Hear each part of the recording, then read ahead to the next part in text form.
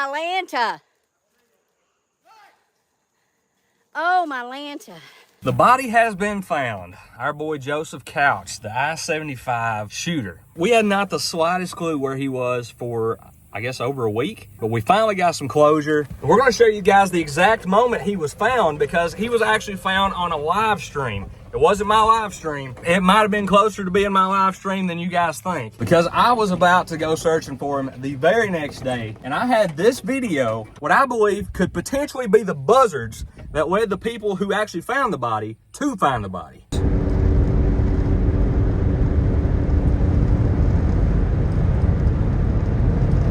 Don't get me wrong, by the way, I'm glad that they did find him. Glad this thing's been put to rest. But I do believe I would have found him probably the next day. And the only reason it would have been the next day is because I do have a main channel, and we were doing things for the main channel. And that is literally the only reason. Maybe I am boasting myself up too much here, because maybe we wouldn't have found him. I don't know. And a lot of you guys don't even know why I've started making videos about it or how it got put in my lap. And that's exactly what happened. It was basically dumped in my lap. The day of the shooting, I was about a mile on Woods Creek Lake. I heard gunshots around the time of the shooting and basically just got a front row seat to the crime scene.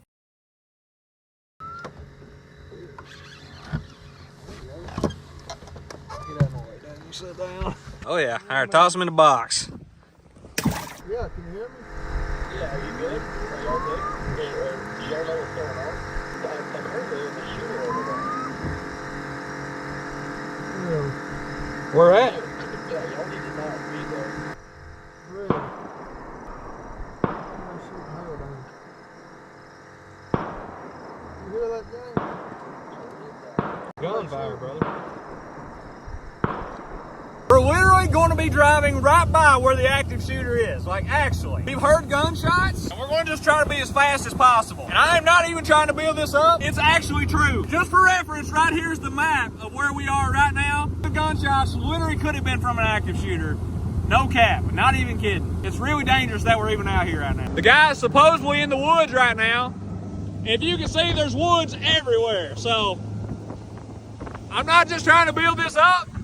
It's pretty sketchy. Pretty sketchy. Wheel, man. You can see right there, guys.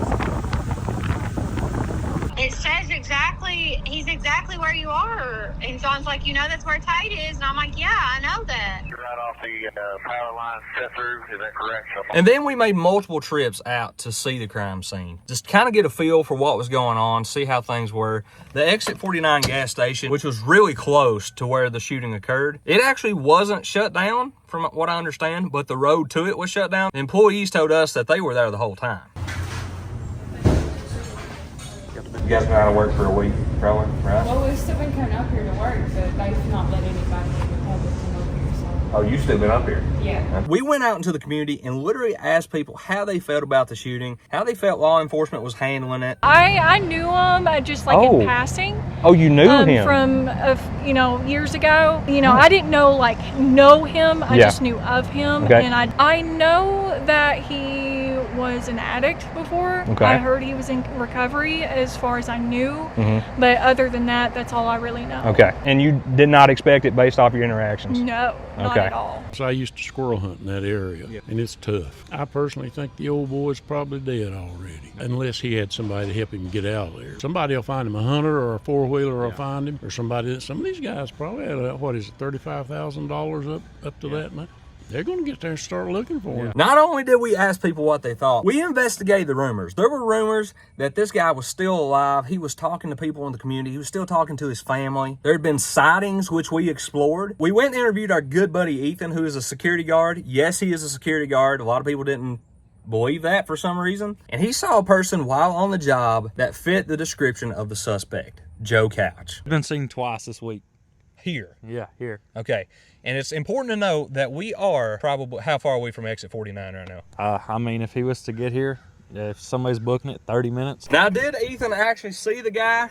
He said he couldn't 100% confirm, but he thought that he did, and they believed that they saw him twice. So after days of just nothing coming of this, there's just no signs of this guy. They're using hundreds of thousands of dollars, at least tens of thousands of dollars, to try to find him. Efforts are falling short. I decided, you know what? I'm going to go to my good buddy KG and ask him if we can use his thermal drone. In fact, the exact thermal drone that I and both KG believe they were using to try to find Joseph Couch. Oh, wow.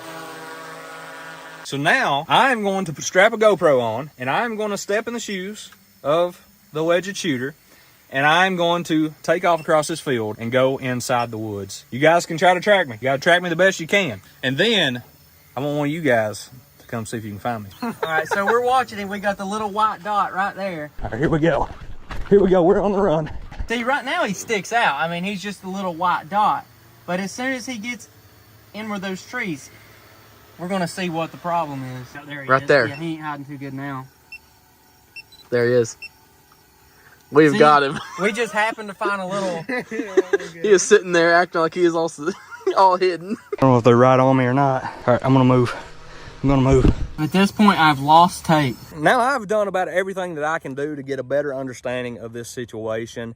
The last thing that I could think of to do and that I could show you guys, because a lot of you guys were asking me to report about this case, this situation, was retrace the steps of the shooter, exactly how I felt he went about his day on the day of the shooting. We went to his house. We went to the place he purchased his rifle and ammo. We went to the gun range, showed you guys how the rifle worked. And then eventually we took the exact path to exit 49. And then as close as we could get to the sniper nest.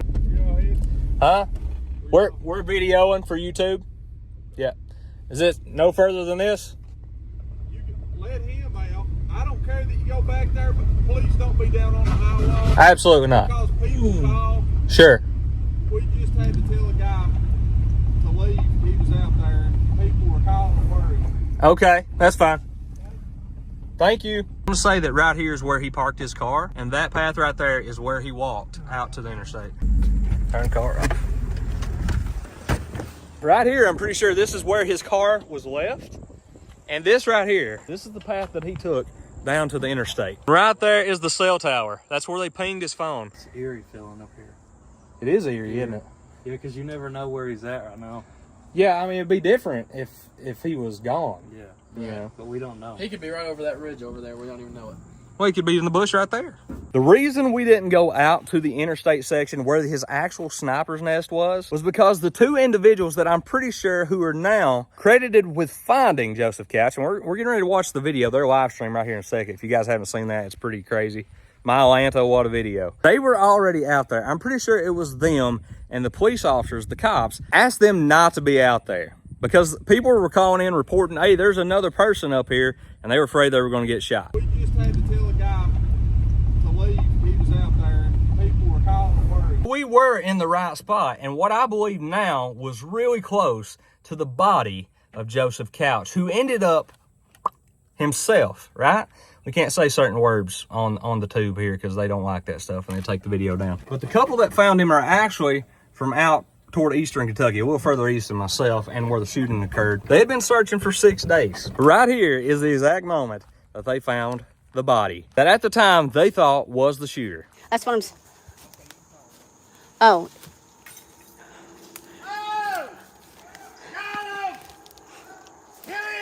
You found him? Oh, my Lanta. I'm coming. Oh, my Lanta, you found him? Oh, my Lanta. Oh, my Lanta. Ow, sticker bars. Oh, gosh. Look. Oh, gross. No picture. No picture. Crime scene, sir. You got it. Listen, you got it. No picture. Don't be taken. But hold on just a second, because the DNA test that was sent off from soft tissue was inconclusive. They could not determine for sure, for 100% fact, that this was the body of the alleged shooter. Then they took a DNA sample within the bone, which is a little bit harder stuff, as you would probably imagine, from what I understand. And that did come back conclusive that it was the body of Joseph Couch, which just put a total relief on the community here. It might sound a little morbid, but now we knew this guy was not out. He was not trying to kill anybody else. From what I understand, and according to the video that I showed you earlier of all the buzzards, I do believe that I would have found the body had this couple not went in there and found him first. Now, with that said, I'm very glad that they did find him, and I think they're absolute just heroes for finding him, and I congratulate them for that, and they deserve every dime of the reward. I don't know why they didn't get $35,000. They only got $25,000. They should have got a whole 35. But with that said, I just wanted to kind of do a recap of everything that happened. And I have been getting messages on missing persons cases around here. Missing people cases, I don't know how you say it. And they're wanting me to investigate that. So if you guys want to see more investigative stuff on this channel, I really enjoyed it. But anyway, if you guys want to see more stuff like that, let me know. I can just go back to my basic vlog stuff.